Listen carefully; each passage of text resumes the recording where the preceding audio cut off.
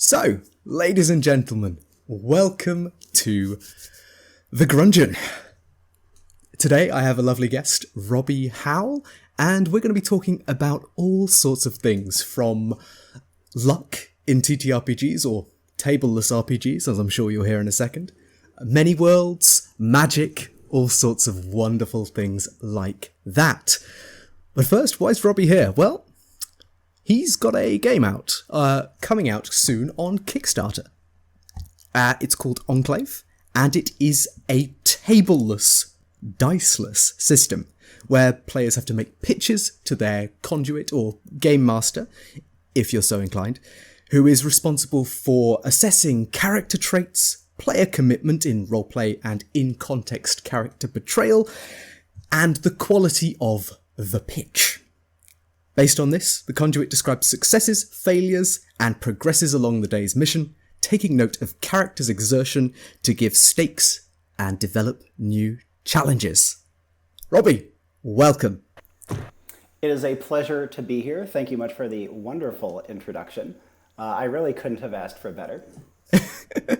Well, that's lovely to hear.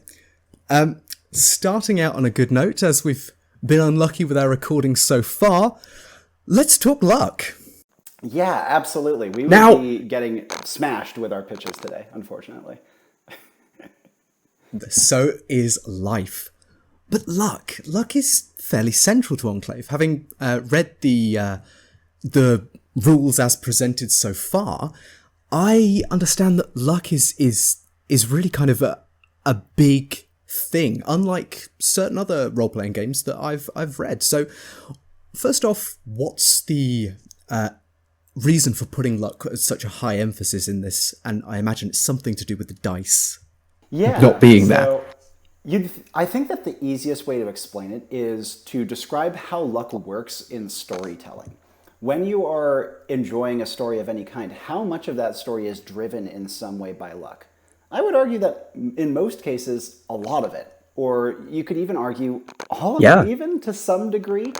Luck is kind of how we interface with the world, if we want to get like really technical. And I'd say that that's probably a big reason why so many games have dice being so central. But in stories, you don't really roll dice. And yet there still can be built a very coherent, cohesive narrative off of luck. To that end, I found that approaching luck from a much more narrative-driven standpoint, where the player and the host both have fairly equivalent input into what is going on. It's just completely different in terms of the player is the one who is often driving it and the conduit is the one who is resolving it. Makes for a really engaging dynamic that allows luck to be a lot more skill-based, as funny as it sounds. Which to me is something I really strive for. Like, player skill and skill expression is one of the things that makes me drawn to diceless. And it's one of the things that makes Enclave so great. Whereas with other games, you kind of have this skill ceiling, or at least the potential skill ceiling of optimization and the limits that can bring with kind of crunchy mechanics. Yeah. Enclave's system, as I understand it, is a lot more focused on the built skill of being a character, being in the moment and being creative. And exactly, and getting into the story. Like, so whenever I see someone who is, one, really buying into the story, but is also interfacing with it in creative and interesting ways, that is the way that I most often see game skill in Enclave manifesting. Like, you might have, I'm sure in other games, you have things like game sense, right? Where you're like, oh, I have a pretty good idea of where the story is going. I have a pretty good idea of like what should be done or what could be done here. So in Enclave, that's bigger than game sense. That's like a big chunk of the skill expression of the game. And it can be taken in many different directions. I've been hosting for people in Enclave for 9 years now who are still learning and growing in how they develop their game sense and how they turn that into skill expression. And there's not really a ceiling to acting or being someone else. That's so exciting for me. Which is lovely. You can't solve it. Yeah. Speaking of solving, let's talk about some of the more interesting mechanical expressions that you've put into the game. I like the abilities being so kind of closely tied to the character expression and limited in their mechanical, technical scope. Yeah. There's a lot of stuff you can do. Energy work, I know, is part of it, but that's one of the more complex systems. What I really want to get at, though, is what drove your thinking towards bringing gear as part of the character skill expression. Because if, for those who don't know, Enclave's gear serves as another way for characters to get to do cool things. Absolutely. So this kind of takes a little bit of history. When I first developed Enclave, frankly, when I first started developing games, I didn't know tabletop games existed. I didn't learn about Dungeons and Dragons till I was 17, by which point I had already made dozens of games. I came to games because I was trying to act out video games that my parents wouldn't let me play. And because of that, I convergently evolved a lot of very similar tools that now that I'm really immersing myself in the field, I'm learning, oh, wow, this has been around for ages. And I came to it myself through a completely different means. But for me, when I first started developing Enclave, I was about 16 years old. And it was originally a Diablo 2 clone. Or not clone, but I was inspired to create a game that felt like Diablo 2. It's evolved well past them, but there are a few things that linger in terms of similarities. And one of them is loot. Gear is very important in Enclave. In this edition of Enclave that I'm releasing, I've tried to make it as accessible as possible. The full game that I've been developing for about since I was about 20 years old, so about 9 years now, is vast and is very, very daunting to bring people into. So I wanted an entry point. And one of the things that is omnipotent in the full version of Enclave is gear. Gear is very, very powerful, arguably too powerful. And so I was like, how do I tone it down while still having it be a big part of the game? And that's kind of how I came to the fact that gear is almost as strong as abilities. In fact, it can be as strong or better and more defining of your playstyle. But from a storytelling perspective, that can make sense. There are so many characters who are defined by something they have and how they use it. How many magic swords are special wands and things. Or Thor, for goodness sake. Exactly, yeah. He has a couple of them. He has his hammer, he has his belt. There's a few Enclave grade pieces of equipment that he has on him. And I really wanted to try to capture that. Also because gear is able to be implemented in very different ways, rather than with abilities where you're kind of turning inward to adapt them and make them more interesting. Gear is a very external thing, and it forces you to think in different ways. So there are plenty of characters, and there are plenty of players who are much better with equipment than they are with their abilities. And I think that's good because it lets more different styles of thinking find success in the game. Lovely. Well, you mentioned kind of Enclave level gear, and one of the things that I'm really interested in about this game is the mystery of the world, or the many worlds of Manifold, right? We have this organisation, shadowy and nebulous though it may be. It is nonetheless an organisation which frames the whole narrative structure of the game. I suppose what my real question is how have you been involved in setting a world-building magic level, tech level for this particular organisation? Or is it really just... because lots of your inspirations are from various different parts of fiction. Is it something to do with a bit of a mishmash, or is there a more defined place that you're coming from? Absolutely. So I think that you can find partial influences for how I came to the design of the Enclave itself in some elements of fiction. I wanted it to sit in an uncanny valley, something that was uncomfortable to look too close into. Both because I find that interesting, and it kind of allows this kind of creepy framing device to buttress all of the cool, varied missions that you go to. I like it being blank. I like it being neutral. I like it being eerie. But all of that also kind of serves like a mechanical purpose, right? The Enclave could be seen as the hub world of the game. It's where you start and end every session, like a neutral starting and ending point. And one of the things that I learned very early in my development of the game is the Enclave needs to be completely unassailable in order for the game to work. Because as soon as the Enclave starts becoming questionable, or like there are cracks beginning to form or something like that, on mission it's fine. Like obviously have it whatever you want happen on mission. But when you're at HQ, it needs to be firm in what it can do. Because otherwise it derails the entire structure of the game. Like one of the reasons the game is so smooth is that every session, or if you want to do long form, every couple sessions, is a single mission. And when you come back, it's the Enclave that rewards you.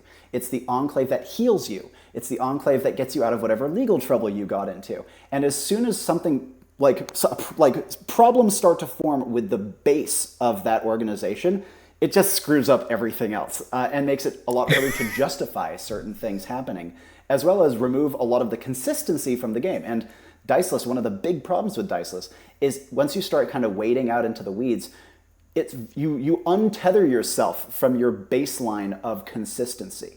And that's really bad. Like that makes it so that things just start getting blown out of proportion. It removes replicability.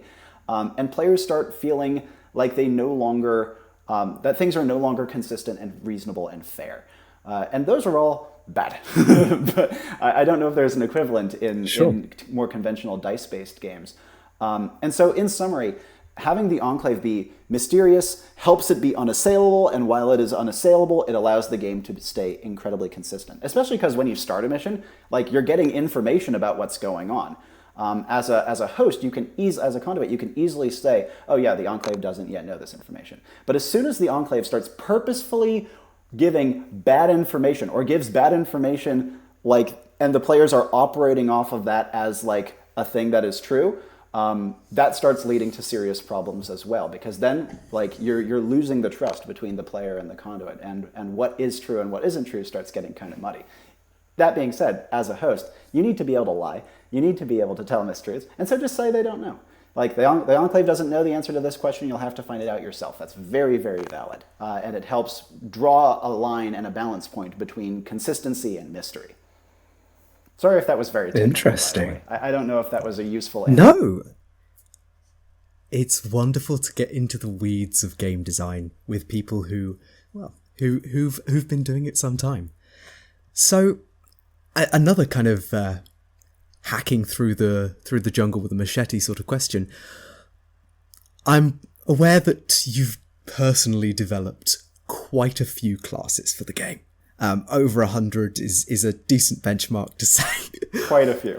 There are 6 in the current Kickstarter initial launch. Why those 6?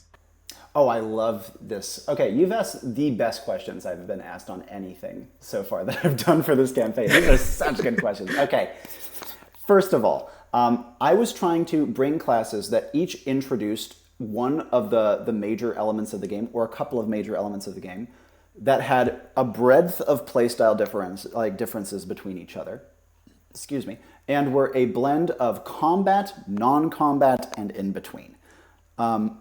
Obviously, you can have a combat and a non-combat character on mission together, but being able to showcase what the game can do requires kind of a pretty broad breadth of different options available. So, to give you an example, the reason I ended up going with the Wanderer is the Wanderer does a great job of demonstrating pitching in some really weird, quirky ways. It showcases the luck and vitality stats, which are 2 of the more confusing ones, especially vitality. It's almost completely non-combat, like very, very social class with a lot of utility added. And it's completely different from anything else in Enclave. I mean, I guess you could, if you really stretch, you could say it has some similarities to the Librarian or the Illusionist, but those are tenuous at absolute best. And also stands apart from what you might find in other games as well, based on the research I did. Like, I tried to go for classes that you would have heard of before or make sense to have in a game, but are like rare. You know what I mean? Because in my Legacy game, a lot of our classes are unbelievably weird, like very out there. And I was trying to hit a balance, but we also have some like really conventional ones too. So I was trying to hit a balance between, oh, I've heard of that, but wow, I didn't think I would find that here. Interesting. Yeah, that does make sense. Each class certainly feels very different and not quite what you'd expect. The Thane, for example, your warrior-esque class, is certainly not what you'd expect from your traditional sword and board fighter. Exactly. Shall we say? Yeah. He's trying It's to more of bring a social, precisely, inspiring leader. Yeah.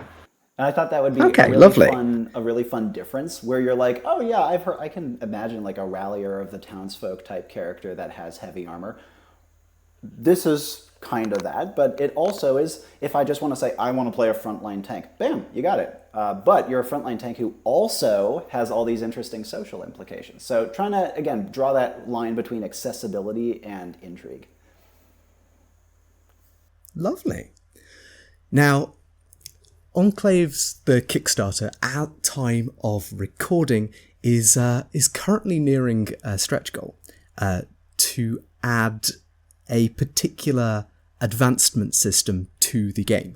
A kind of, I'd hesitate to call it leveling up, but that's sort of a progression system of sorts. Yeah. Would you be capable or able or willing to share some of the juicy details about what that sort of system might entail? Yeah, so I guess I'll preface it by saying that choosing to initially design this rule set without a progression system was, for me, a really tough decision. The progression that we have in the Legacy game is very large and very daunting, and we've had people say in the past that like kind of single-handedly scared them off the game. So I was like, if I'm trying to make an entry point, it like diceless is already kind of a tough pill to swallow. Maybe I shouldn't be trying to overburden people too much. And by having it as a stretch goal, it was kind of a way of saying, oh, if people are showing that they're really interested in what I have here, then I think they're probably ready to dive into a little bit greater detail, right? But after a bunch of feedback came, and one of the most consistent things is, oh, we wanted to see the progression system from the beginning. And I was like, I probably should have saw that coming, to be perfectly honest. But I've dived in with some trusted long-term players who've helped me kind of narrow down what we're looking at here. Progression is going to take three major approaches in this particular edition, in the simplified version. Mm-hmm. One, we're going to see stat increases, and we're going to see a increased cutoff point for how high you can bring a stat. Because right now you can max it out at 3 pluses, which is like on the border of supernatural. Like if you have 3 pluses to might, you are pretty much as strong as any person in our real world can be. And maybe a little more than that, like the border of believability, right? And in this progression system, you'd be able to go up to 5, which takes you firmly into supernatural territory and lets you do some proper nonsense, which is very fun. The full progression system would let you get as high as 10 off the top of my head. The second thing is ability perks. This is a very big part of progression in the main game. And the basic idea is whenever you hit a progression milestone, it allows you to design a perk for the ability that lets it do something a little different or improves it in a way. In the next edition of Enclave I hope to release, I'm hoping to put down for every single ability a suggested, like a list of like suggested ones, in case people don't want to design them for themselves, because that's a lot to take on. And these perks could be... So kind of like a permanent energy work sort of thing. Exactly. Or even like a permanent buff. Okay. They're not huge, but they are present, and they can greatly change playstyle and allow you to really adapt how you play the game. An example off the top of my head, let's say you're playing a Thunderbird. They have their ability Out of the Blue. Let's say when you advance, you choose to design a perk for Out of the Blue specifically, which again, for those listening who don't know, allows you to, as a Thunderbird, if you're up in the air, you transform into a bolt of lightning, you strike the ground. It's very high damage plus some mobility. What if you designed a perk where if you hit a target, it lets you chain lightning to another target, whatever is nearest. So you hypothetically could zap 2 enemies, or it could be disastrous and you can hit something that you didn't want to hit. That's the sort of thing that you can do with a perk, just like an add-on to an ability. Or even something like imagine on the Thane's ability Shield Wall. It permanently gains bonus maximum range. Like that's another thing you can do with a perk. Like a flat buff, not too big, not too fancy, but it's there.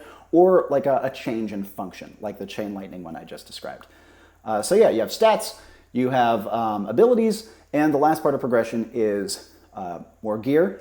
This is going to be something that is in the next rule set I hope to go forward with. Gear is going to be a much bigger deal, but for this one, trying to keep it simple. So the gear progression is going to be a little on the simple side, but we're trying to give options to, for example, create new pieces of powerful class level gear, getting gear off of other classes, maybe throwing in some stuff about consumables if I have the space for it. I'm trying to make sure that I can give people variety and introduce some interesting stuff. But I also want to make sure I don't introduce anything that's too complicated that I won't be able to do it justice in a relatively short amount of space. You know what I mean? Totally understood. I have a couple of questions about the play experience. Please. And then I want to talk about, just to help you get your thoughts prepared, about if there's a sort of systematized magical concept that ties things together or not. It's perfectly fine either way. No, anyone who's been playing for a long time who's listening is going to laugh when they hear that.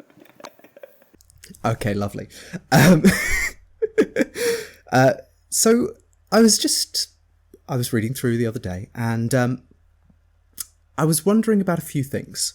So Enclave is obviously tableless and diceless, but it's also an inherently social experience. Yeah. It's about inviting your friends to come and go on an adventure together. Do you think it, provides for a slightly more mobile RPG experience? I'm thinking specifically in terms of actual players in a bit of a rut right now of people around a table or people on a call. Do you think there's opportunity for slightly breaking that form? And secondly, I read at one point that you used Enclave, the legacy rule set that is, for youth groups or groups of younger folks. Do you think it's actually a solid way to get younger folks into role-playing? Yeah. Being a little less mechanically obtuse. Absolutely. So I guess I'll start with the second. Yes, absolutely. The youngest player I've ever had was my 7-year-old cousin, who had never played a tabletop game before, didn't even know what it was, and he took to it very easily. Like, obviously, with a younger child, you're going to have to, be more flexible and accommodating. It's a lot harder to explain why something doesn't work to them, and so just be prepared for a fluffier experience, but you can introduce more depth and more consequence over time. But that's just a part of, working with kids in general. I found that as soon as a child hit 11, they got it. I had kids that age who were better than adults that were playing with me. The oldest person I ever hosted for was 75. They also very similar to the 7-year-old. It was really beyond them at first, but they kind of got it, and they just had to be a little more gentle with them. And some of the other people who I've played with who are in the 50 and up, right? I haven't played with tons of them, but in general, once they get it, they're like, oh yeah, I understand this now. Even people who've never played tabletop games before take to it quite quickly from what I have seen. Now, I don't have Because it is a little like that kind of... Oh, sorry to cut you off. It is a tad like that kind of... I don't want to besmirch the game because it is much more, it's more than that, but it has totally the vibes of playground make-believe sort of things. Exactly. And frankly, I've worked with kids a lot in my life, and I love watching them do that sort of thing. I think it's consistently fascinating. And just because kids are doing something doesn't mean we can't make it more sophisticated and get a lot of meaning and fulfillment out of it. You know what I mean? So I actually really like that comparison and think that there's a lot of value in it. But along those lines, I would actively say that Enclave, from what I have observed and I have been told, is one of the most accessible TTRPG entry points. I would even go so far as to say without question. Fate's really good. Fate is great to get new players into.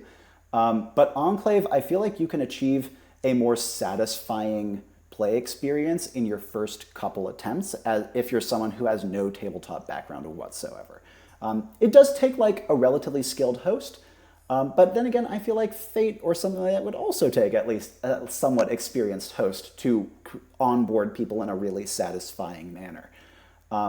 As for the first point you made, I think it's a really great question. I have played Enclave in the car before. I have played Enclave on a bus before. It's like, once you learn the game well enough that you don't need to have the rules set in front of you, which is something I highly suggest working towards. Like, it's so much more satisfying when you don't need to like read things. The only barrier to entry is your character sheet. And oftentimes, especially if you're doing like a shorter mission or something like that, you know your character. Your host knows your character. I don't think that you... There might be sometimes you're like, oh, let me pull it up on my phone so I can like double check a stat or something like that. But other than that, I found that Enclave is really versatile in venue and where you can play it, as well as speaking to another element of what you're saying in terms of actual play kind of struggling. From what I have seen and what people have described to me, scheduling is one of the biggest issues with that. Like, it's very hard to get a group of people together to do the thing. And Enclave has the distinct advantage of being mostly one-shots. And because of that, like, obviously you can do longer form too, but one-shots means that no matter who shows up, you can still play. I've hosted so many solo missions of like one person and me, and it's great. It's so fun, right? Though funnily enough, I hosted a demo for someone the other day who said to me, wow, playing like a solo mission, like one person, is really hard because when I don't know what to do, I have to like think about it. I can't just like ask you to skip to someone else. So I'd say solo missions are great for anyone who's like comfortable with the game, because then it just allows for this like unbelievably immersive, in-depth experience. But pardon, that's besides the point. In summary, I think that one-shots and like the one-shot structure lends itself almost as well, if not better, to kind of the versatile venue problem you're describing than Enclave's tableless nature. Lovely. That's a fascinating answer, I must say. I hope that's answering sufficiently. Like, I'm happy to elaborate if you want, but... Yeah, no, wonderful. I suppose my last remaining question, I've prefaced it a little. I do want to talk about the interpretation of magic in Enclave, because I find it endlessly fascinating. Many of the abilities are taken or flavoured from or with myth, stories. Serialized television is another thing that I kind of compare Enclave to in my head, at least. That's a very apt comparison. A lot of these things, it almost feels like a mission is an episode of Doctor Who. Yeah, so many people have said that. To me, at least.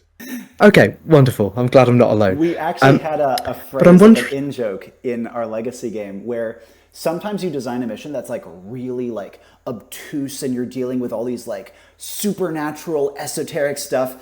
And I'll be honest, for a while there, I did it way too often. It was getting annoying. And we started using the term Doctor Whoing it, where like, oh God, you Doctor Who'd the mission again.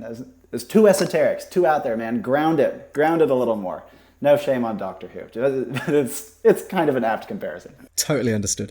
I was just wanting to get your thoughts on what you feel the kind of... What is magic to you? Yeah, that's a great question. So I at one point in Enclave had a really overly complicated like magic system that tried to explain and universalize how all these different classes from all these different backgrounds with all these weird powers all kind of drew their magic from the same source. It was a big part of the game for a couple years in Legacy, and a lot of my players got very, very good at it and very good at interacting with it. But I removed it. I removed it outright because of something that I called remystification, where I felt like I was explaining too much of the game.